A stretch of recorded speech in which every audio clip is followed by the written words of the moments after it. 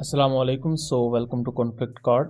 दोस्तों, 2 अप्रैल को जब इंडिया का जैगुआर एयरक्राफ्ट जामनगर के एरिया में क्रैश होता है गुजरात में, तो उसके बाद कुछ पाकिस्तानी ओसेंट्स क्लेम करते हैं कि ये क्रैश काफ़ी ज़्यादा मिस्टीरियस था और इंडिया का ये एयरक्राफ्ट क्रैश हुआ पाकिस्तान के इलेक्ट्रॉनिक वॉरफेयर सिस्टम की वजह से।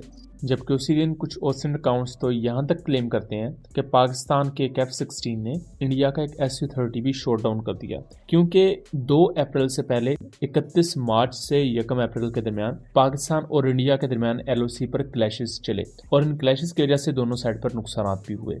अब ये क्लैशेस क्यों हुए उसकी भी आगे पीछे हिस्ट्री है, क्योंकि 21 मार्च से तकरीबन 30 मार्च तक 3 सेशंस में बड़े अटैक्स कंडक्ट हुए काठुआ में, जिसमें इंडिया के सोल्जर्स भी मारे गए और उन पर डिटेल वीडियो हमने बनाई हुई है, उसका लिंक मैं डिस्क्रिप्शन में दे दूंगा।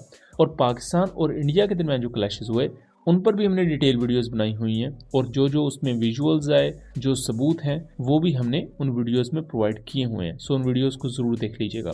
बट वन लाइनर बताता चलूँ कि पाकिस्तान और इंडिया के इन क्लैशेस में 3 से लेकर 5 के दरमियान इंडियन सोल्जर मारे जाने की इतलात आई, जबकि 2 के करीब पाकिस्तानी सोल्जर्स की शहादत की इतलात आई और एटलीस्ट 1 इंडियन पोस्ट डिस्ट्रॉय की गई। अभी ये तमाम मामला चल ही रहे थे कि कुछ पाकिस्तानी ओसेंट्स ने यहाँ तक क्लेम कर दिया कि एयर एक्टिविटी रिपोर्ट की गई है इंडियन कश्मीर के रीजन में और इसमें पाकिस्तान के एक F-16 ने एक Su-30 को डिस्ट्रॉय कर दिया है, जिसको हमने कैटेगोरिकली रिजेक्ट किया अपने मेन चैनल पर वीडियो बनाकर कि ऐसी कोई एयर इंगेजमेंट ना रिपोर्ट हुई है और ना ही इसमें कोई सच्चाई है।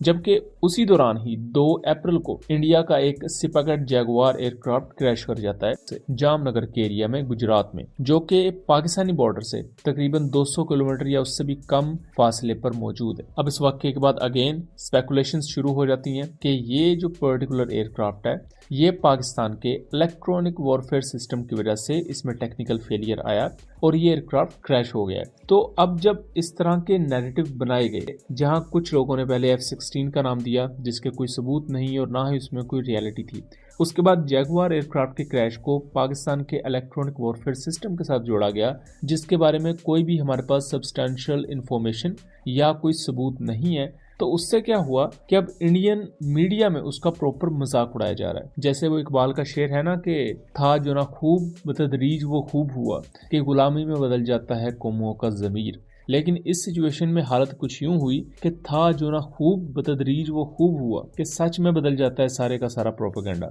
मींस कि जो रियल इन्फॉर्मेशन थी पाकिस्तान और इंडिया के LOC क्लैश को लेकर, जो इंडिया का नुकसान हुआ, अब 1-2 गलत इन्फॉर्मेशन को सोशल मीडिया पर फैलाने की वजह से वो सारी की सारी सही इन्फॉर्मेशन भी गलत लगना स्टार्ट हो जाती है, इवन दो कि उनके सबूत भी मौजूद हैं।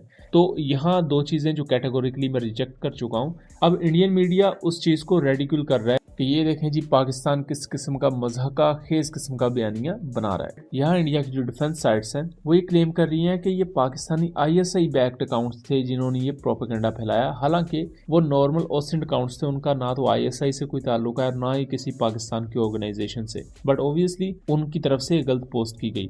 अब इंडियन मीडिया उस प्रोपेगेंडा को काउंटर करने के लिए अपना प्रोपेगेंडा लॉन्च कर रहा है, मतलब कि ISI उसके पीछे थी, मतलब ISI पागल है ना कि उन्होंने अपनी मर्जी से कहानी बना के छोड़ दी। और इसके साथ साथ यहाँ गलत इन्फॉर्मेशन भी दी हुई है। यहाँ इन्होंने पाकिस्तान के जो साब 2000 एरिया एयरक्राफ्ट है इन्हें इलेक्ट्रॉनिक वॉरफेयर एयरक्राफ्ट कहा हुआ है। ये बेसिकली जस्ट AWACS एयरक्राफ्ट हैं जो इलेक्ट्रॉनिक काउंटर मेजर सिस्टम्स के साथ आते हैं और ये हवा में उड़ने वाला समझ लें पाकिस्तान का एक रेडार है। जबकि जो इलेक्ट्रॉनिक वॉरफेयर प्लेटफॉर्म्स हैं वो पाकिस्तान का DA-20 फाल्कन है।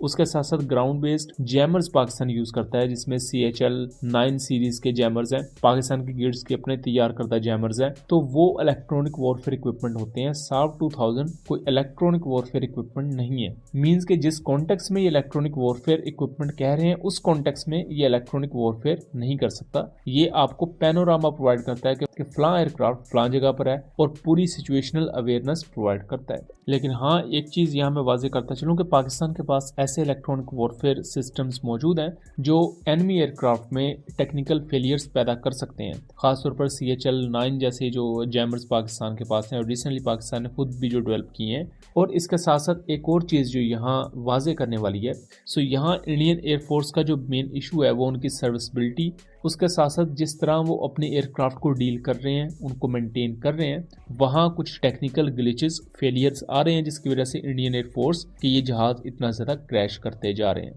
ये जो क्रैश हुआ 2 अप्रैल को, ये कोई पहला क्रैश नहीं, बल्कि 7 मार्च को भी जैगुआर एयरक्राफ्ट सेम गुजरात के एरिया में ही क्रैश हुआ था। और ये 2025 के सिर्फ फाइटर एयरक्राफ्ट के क्रैशेस हैं, इससे पहले भी क्रैशेस हो चुकी हैं। हेलीकॉप्टर के crashes, unmanned combat aerial vehicles के क्रैशेस, उन पर हमने वीडियोस बनाई हुई हैं। मैं कोशिश करूंगा उनमें से भी कुछ का लिंक डिस्क्रिप्शन में दे दूं।